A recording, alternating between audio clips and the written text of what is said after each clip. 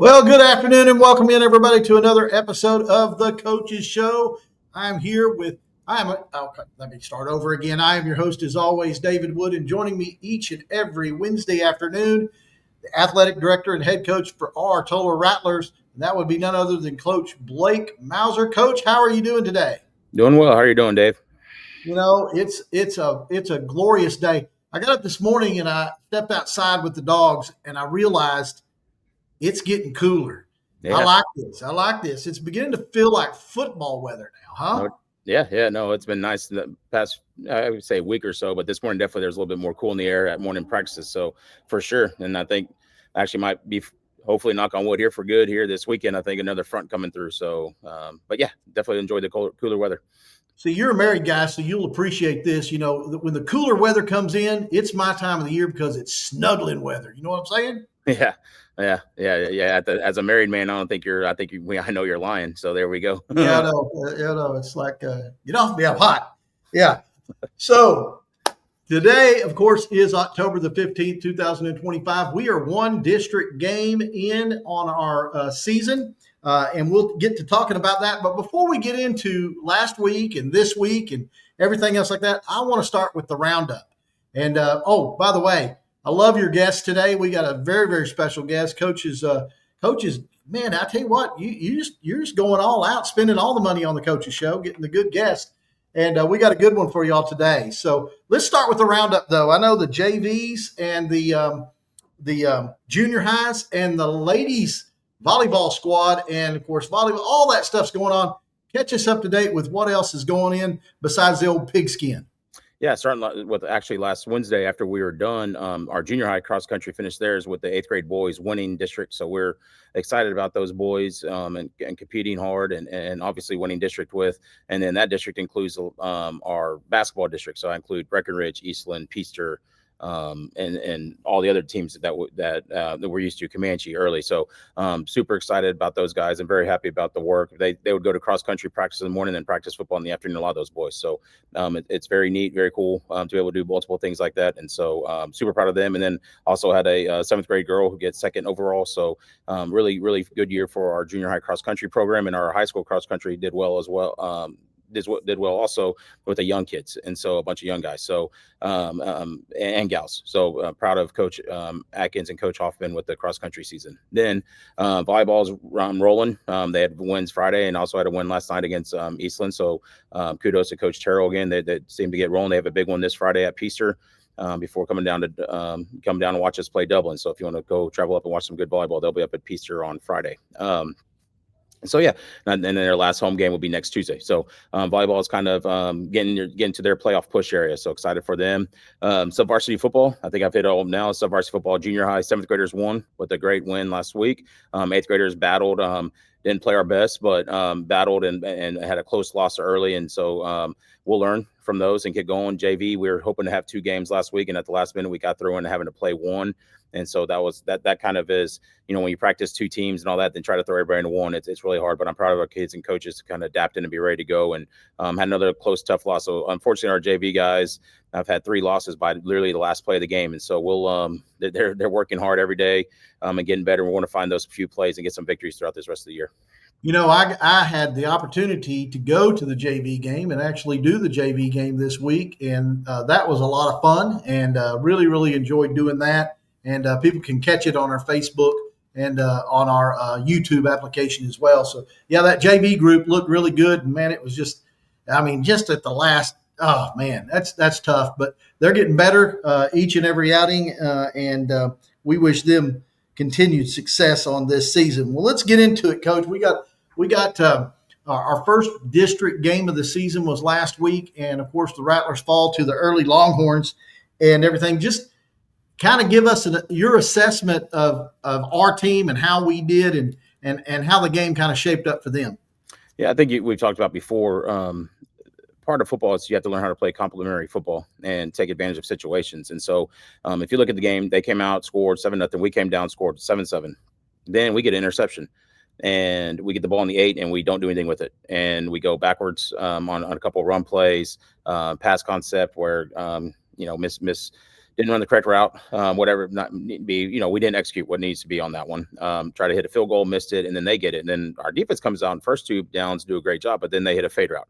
So and we talk to our guys, like, if we get either learning how to have a killer instinct and putting, punching through in the red zone, it changes the whole outlook of a game right then and there. Now all of a sudden they're on their heels instead of now flipping the field, and now we're having to play on our heels. But even at that point, they go down 14-14. We go down scoring 14-14. Unfortunately, had an injury, and it kind of took the air out of a team, and that happens. But we're at halftime, we're 21-14, and with the ball coming out. And so what we've got to get to our kids is, and it's just tough right now, with whether it's an injury, whether it's a misplay, we've got to move on, and we've got to learn how to get that killer instinct in and go finish drives, or our defensively ourselves, third down stops and red zone stops. We had a whole breakdown. I did a whole breakdown with it. These last few games, we're not very good in the red zone. Right now, we are 3 of 8 on chances to score in the red zone, and that's not going to cut it. And defensively, we're 1 of 11 stopping people, and that's not going to cut it. So we've got to do a better job in scoring zones. We've got to do a better job on third downs, and that's really the name of the game. And we're really working hard this week to fix and throughout the rest of the year. Coach, you hit on it, and I talked about it. We had such great flashes, especially early in the game. Kelvin had 2 really pretty touchdown runs that he was able to get into the end zone. Excellent blocking. I looked at the one play, the second touchdown. If you go back and look at the film, man, the guard, the tackle, they had assignment blocks on that play. And see, Coach, I do pay attention. And beautiful blocking up front. And I don't know if it was Talon Pendleton or whoever was playing tight end. He also had a key block on that play. And springs him, and you get big runs like that. That execution and everything, you can't always depend on it. Unfortunately, play after play, especially with young guys. Yeah, no, and there's reasons why, in every spot of every level of football, there's a reason why people, like, if you take the NFL, there's a reason why there's certain NFL players that get paid millions of dollars because they can score the ball with their hands. Yeah. And so it's not just like, there's an NFL guy that can just automatically run the same route and catch the same pass or carry the same ball and read the right. I mean, you need special players that can go score the ball. And, Kelvin did have 2 really good runs, and proud of him. And he a tough dude, because he's still he's still a little banged up, but he toughed it out and had 2 really big runs, and we're proud of him. And he's getting healthy. He looks a little bit more like Kelvin at old at practice today. And that gets me a little fired up as well. But it's more about him too. Like, nothing, it's all about multiple things where just learning how the speed of the game goes through it.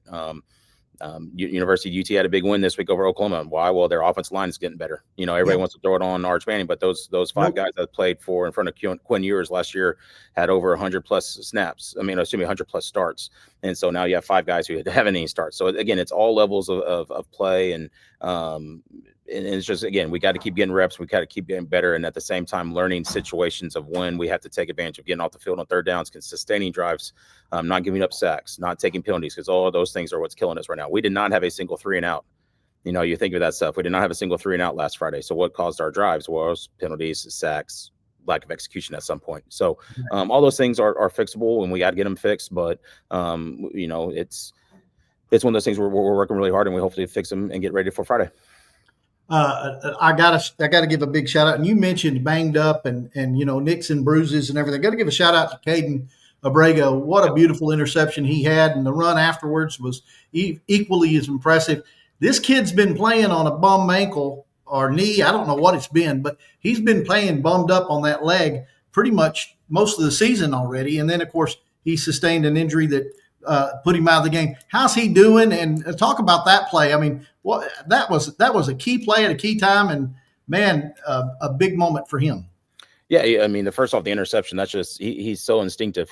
And again, it goes, one, if he's a really good football player, but another one, this is his 3rd year of playing varsity football. And so he's smart, and he understands game plans. And so by Wednesday, if you're at practice, was it by formation, by alignment, he's able to almost start calling out what plays are being, and so those things like that can help other players. So he's a very instinctful player. He's smart, and he's tough. Like you said, he's a tough guy that plays hard. And one thing I was really proud of him is coming along and how he was trying to lead some of the younger guys during the game, and starting to see some growth and maturity that way, which is huge in our team, which it's needed. With only 5 seniors, we need juniors and sophomores also now become those vocal leaders. So so I was proud of him. And then, of course, on that one play, he sniffed out a screen and almost was right there to pick off his second pass, and he's just giving great effort, and he just kind of landed a little bit wrong on an ankle, and that happens, and that's unfortunately the part of the game. Of course, the referees missed a bad back in the block and picked up, well, they threw the flag and then picked up the flag. Not going to it was crazy too much on that one, but no, and that again, you see a guy that kids look up to and plays hard, and he goes down. It's obviously something that, if for any team, it's hard to come through. You see NFL teams that see injuries to your teammates, and it takes a while, and much less when you're dealing with 14, 15, 16-year-olds that are having to play right now on Friday nights because of our situation with just our roster makeup. How's he doing? Is he progressing pretty good? Yeah, no, he'll be back.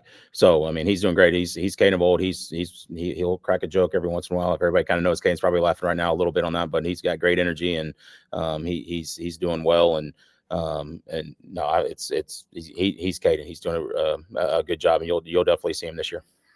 I'm not going to give a shout out to Britton, because Britton is Britton, and he's always going to give you a big effort. And he did the other night, especially in some situations that nobody would want to put themselves into. And I thought he did really, really well. But I got to give a shout out to this freshman, Tanner Emery.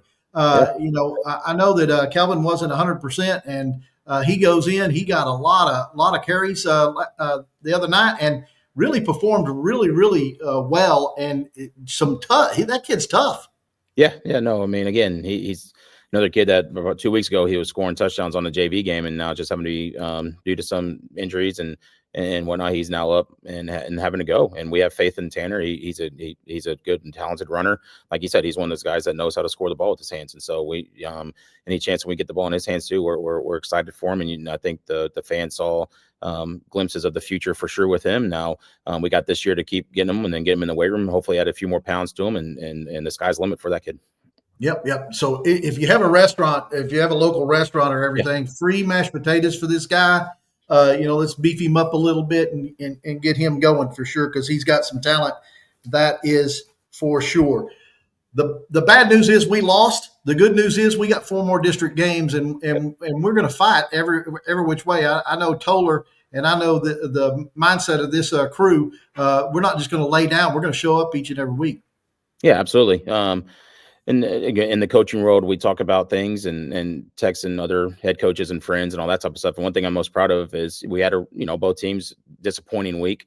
And we come back Monday as a school holiday. And what do we have? We have 100% attendance at practice. And so when that right there shows parents are invested, kids are invested, they know they need to be here. And that means the foundation's strong. Now we just got to go and make plays, and we got to go learn to continue how to play at a high level on a Friday night. That's different than a Thursday night. And just keep continuing to get better. But that was, from an AD head football coach standpoint.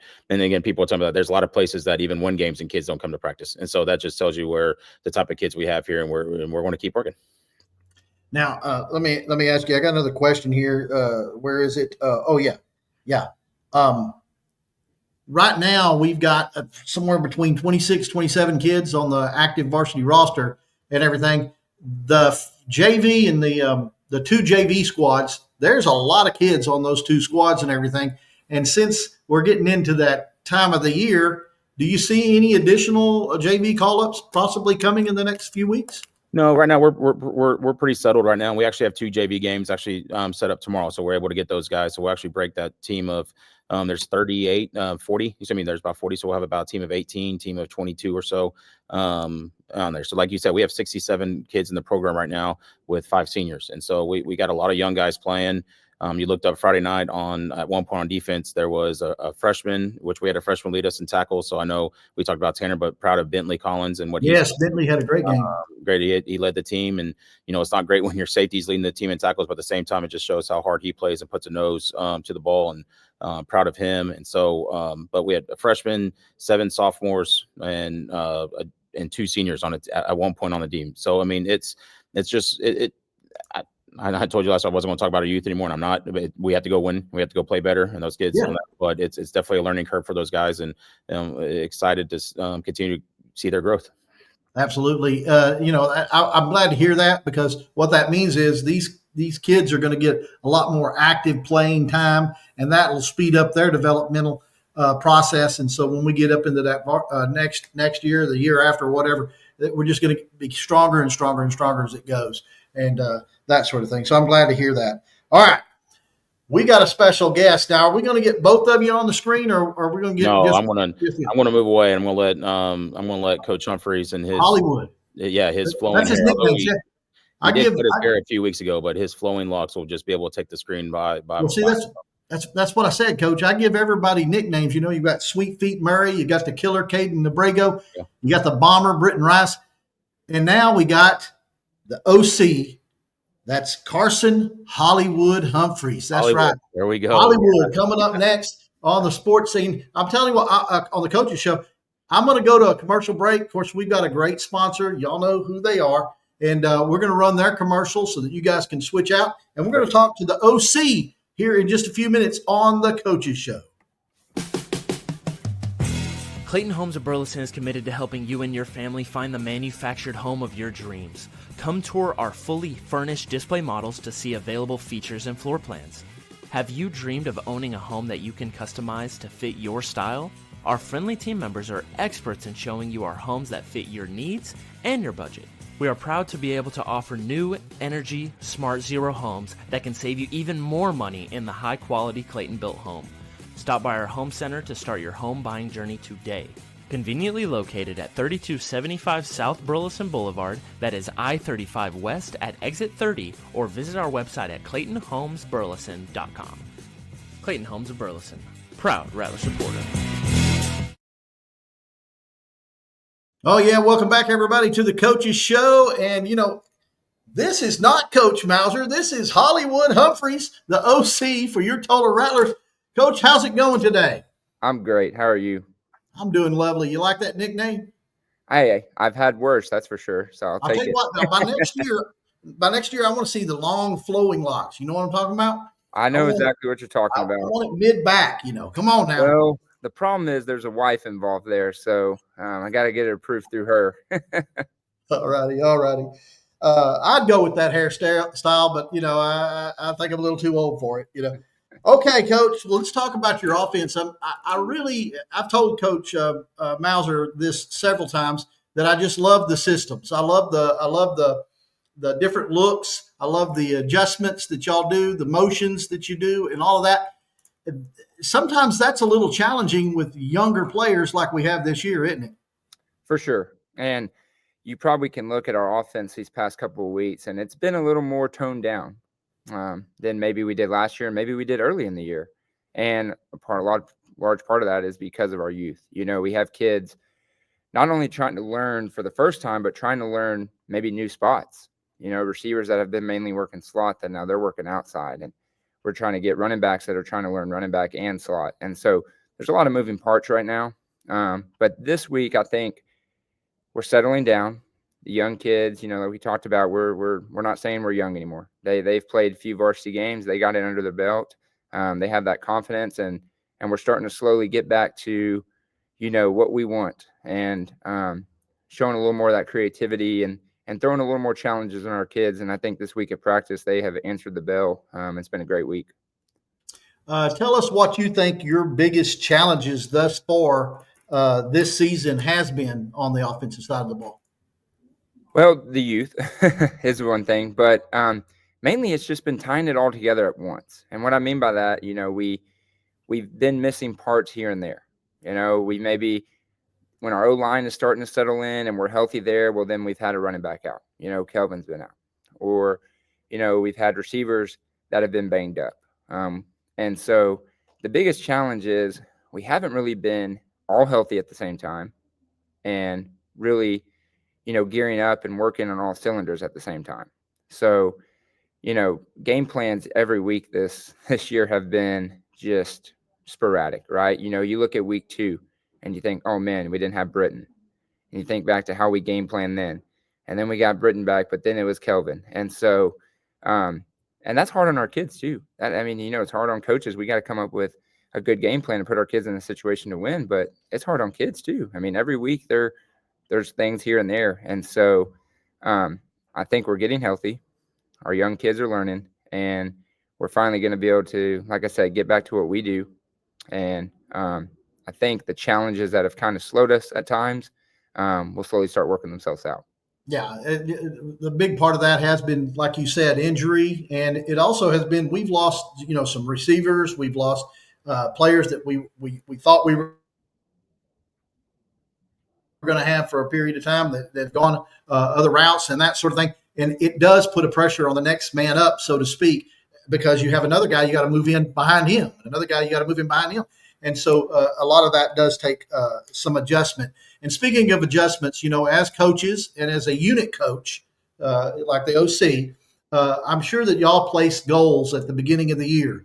And I'm sure that you watch and you monitor those goals as the season goes along. And in district, those goals get a little bit more loftier too and get a little bit more important. Have y'all adjusted any of your goals, say the last 2 or 3 weeks?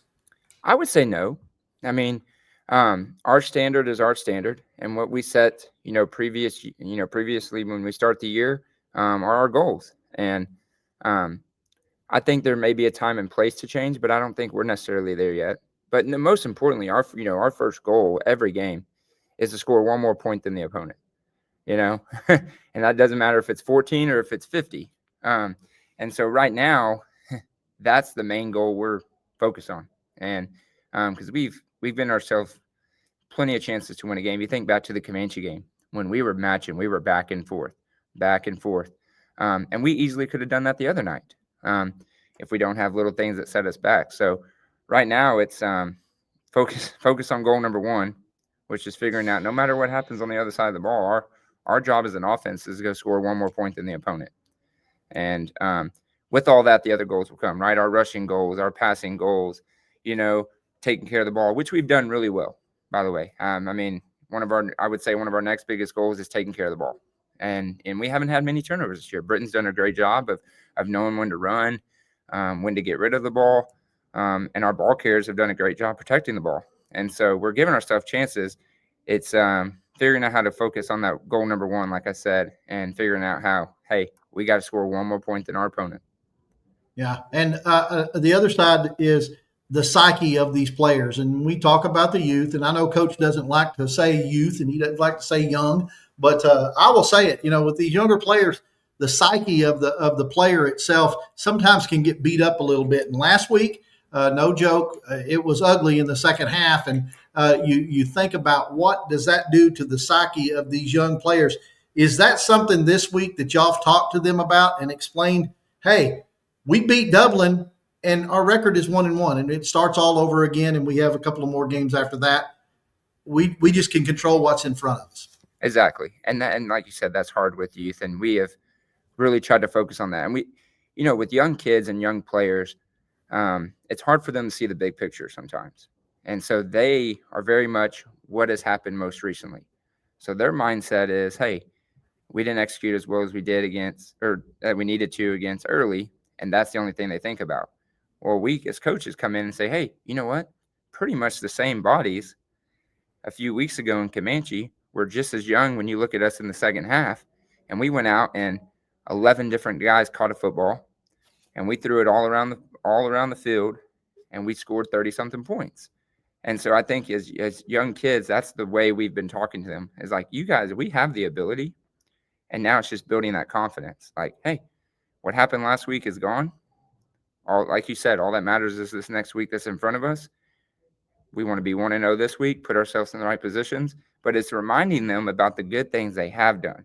Because that's the hardest thing for a young player, is they harp on the negatives. And, I've been there. I was a young player. And I know you always think about your mistakes more than you think about, your success. And we got to just remind these kids, hey, you guys are very capable and you have shown some really good things this year. So we need to hone in our success and let the negatives go. Because if you hone in on the negatives, that's what's going to come. And so it's getting these kids in the right mindset. And that's 100% something we have talked to them this week about, and showing them like, you have the ability. And so let's focus, let's be positive with our mindset instead of negative. Now you're the OC, and I have in front of me. Now, of course, I have tons of people that send me questions and they want me to solve problems all the time. I'm always solving them problems. and stuff. This one was pretty easy. Now, some local sports team sent me this question and asked me if I would do this, and I said, absolutely. Well, I'm going to see what you say. All right, here you go. You ready? All All right, you have a field goal kicker. You're down 3 points in the fourth quarter. You have a very limited amount of time. This is probably the only possession you're going to get, right? You get the ball, and you actually have the ball on your their 47-yard line.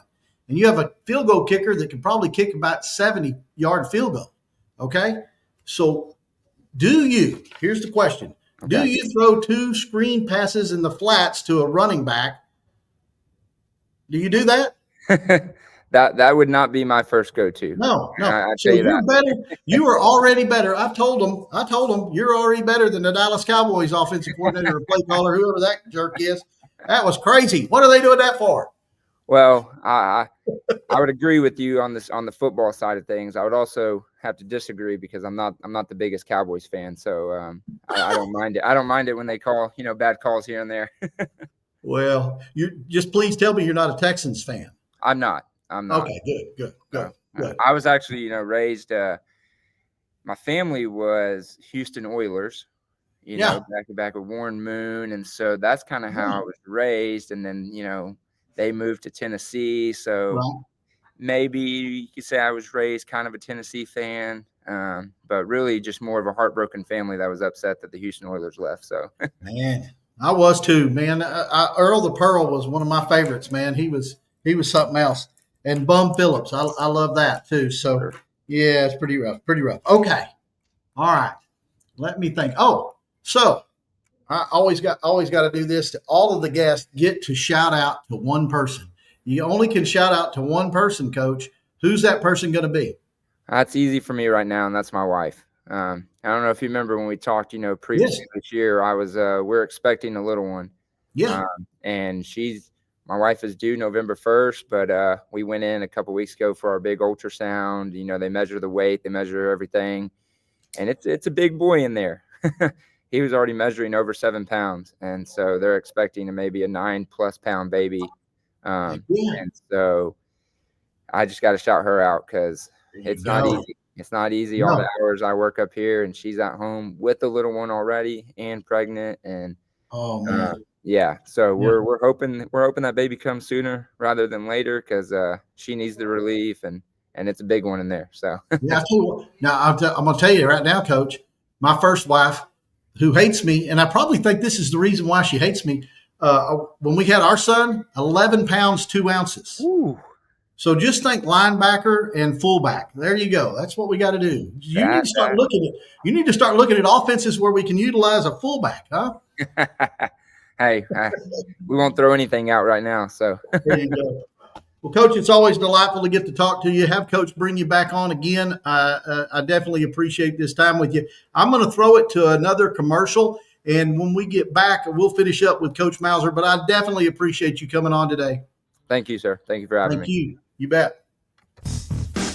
Keller Williams Brazos West is where you will find agent Steve Berry ready to assist you in all your real estate needs and build a lasting relationship. Serving the Granbury, Stephenville, Comanche, and Eastland areas, a hometown local realtor who values his customers and local communities. Visit Steve today at 1099 Waters Edge Drive, Suite 100 in Granbury, or call him at 817-408-7030. That's Steve Berry with Keller Williams Brazos West. Call today, 817-408-7030. Steve Berry, proud Rattler supporter. And welcome back, everybody, to the Coaches Show. Oh my goodness, you got a stalker behind you there. Yeah, we got a guest also. We're in the library, so you never know who's going to pop up. Yeah, you want to say hello? There you go. Hello. There you go. Hello, hey. man. How are you today? You doing all right? Yeah. Good. There you go. Good. All right, Coach. So let's talk about them. The Dublin Lions. We're going to be in Dublin, and I'm going to have a case of Dr. Pepper up in the booth with me if I get a booth. I haven't been able to get a hold of the coach. I guess you'll have to help me out with that. But tell me a little bit about Dublin, what they're going to present to us, and what we're going to see this Friday night. Well, first of all, they got their quarterback, back last week against Brady, and so he went down. He was hurt early on in the year, and so that's the first thing.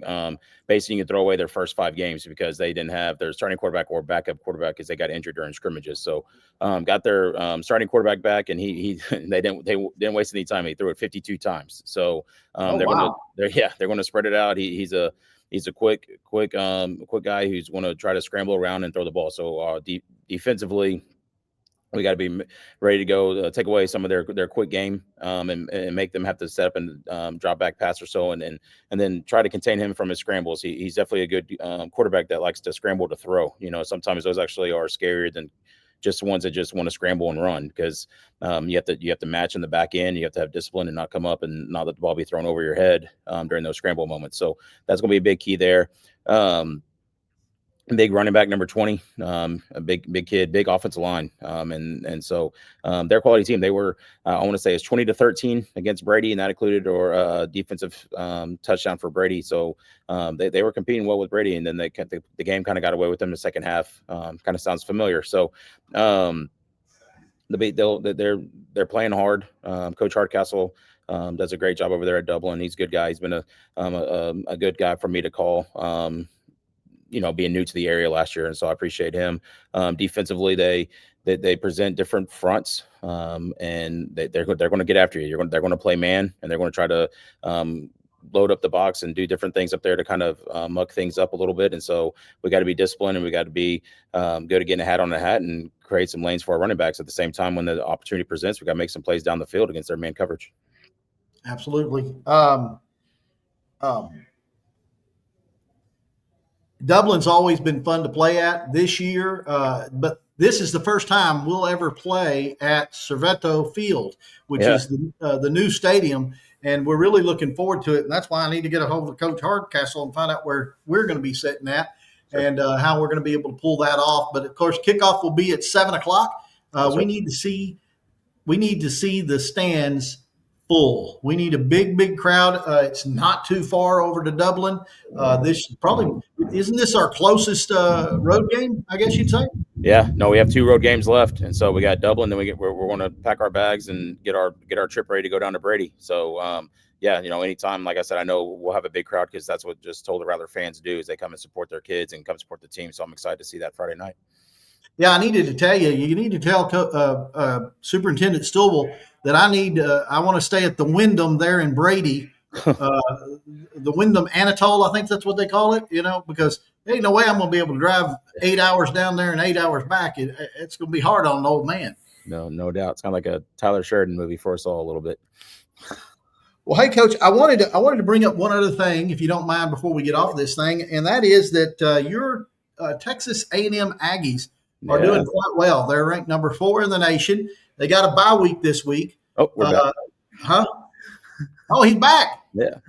Hey, that's about A&M. You want to say Gig'em? Yeah, there we go. Yeah. So they got a bye week this week, right, Coach? No, I think they're in Arkansas, but I'm not going. Yeah, that's what I said. They got a bye week. Well, no. Any other Aggie fan on here? No. Well, this is the first time I think they're 6-0 or 7-0 in 30 years or so. Back in the 6-0, yeah, 94 or whenever it was. So no, any Aggie fans know we just hope to keep winning, and it's fun. But again, everything we kind of talked about, where it starts a little bit is their O-line, D-line is playing really, really well. Quarterback's got he's got a lot more games under his belt too, and the thing about the college, you can go pay and find some good receivers. And so they did a good job of finding a couple of good receivers, and lo and behold, there you go. So it's exciting, as an A&M fan, but at the same time, I'm, let's just take it one game at a time there. But I got more important things Friday night. Didn't deal with that. It's right. definitely kind of cool. That's right. Well, I tell you, Coach, I think that we're going to rebound. Yep. I think it'll look really good Friday night. I cannot wait. Unfortunately, I got to wait till Friday. Now, tomorrow night, the JV will be at home. Is that correct? Yeah, so we're going to start with our upperclassmen JV guys are going to play Dublin at 5 o'clock, and then our freshmen are going to play a team of freshmen from Stephenville as well at 6:30. So we're going to have 2 games tomorrow night at home with the JV, and then 7th and 8th grade will be at Dublin, 7th grade first with the 8th grade following. So it'll be 4 games, which is great. Get a lot of playing time for a lot of kiddos, and I'm looking forward to it. Yeah. So if you're a Rattler fan and you're able to make it out there, unfortunately, after my hour drive from here, I will not be able to make it out tomorrow night. Dadgummit. I wanted to be there, but unfortunately, I'm not going to be able to make it. But I will definitely be all live and on the scene at 6:30. Don't know where yet, but I'll be there, and we'll be able to bring home a victory, our first district victory, coming this Friday night against the Dublin Lions.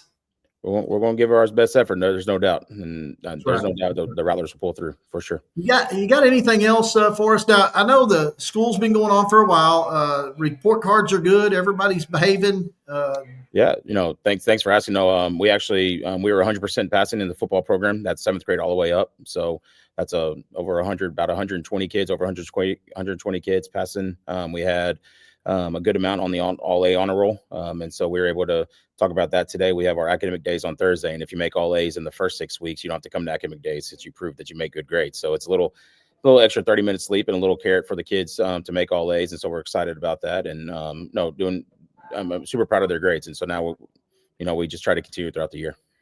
You've probably never seen a school or a community like Tolar, Texas, have you, Coach? No, it's a very unique place, and it's neat. And I've had with the success that Tolar's had, and appreciative for a lot of the parents. Losing 3 games isn't something we're accustomed to, nor do we want to be accustomed to on this one. But I've had a lot of parents appreciate the way the kids are playing, and the kids are playing hard, and that's what we asked for them to do. And now we just got to go execute. That's where us coaches come involved. But a ton of support here, and a ton of people wishing us the best. And so it's one of those. Again, it's a great small town, and we're going to go get the job done. Yeah, most of the questions I get is from in a negative connotation has been from outside the community and all that. And I just look at them and tell them, well, I'll tell you what, character-wise and the young men that these guys are building, you'll never meet anything better. And we're undefeated in that field for sure. And sometimes that's the bigger cause. Even when you're a coach, that's the bigger cause, is building these young men to be good, solid citizens. 100%. It's as much as a Friday night victory is fun. Hearing 10 years from now, these guys are great dads and great fathers and great husbands. It's a bigger joy on that. And the game of football can help teach a lot of lessons in that regard and helping in that.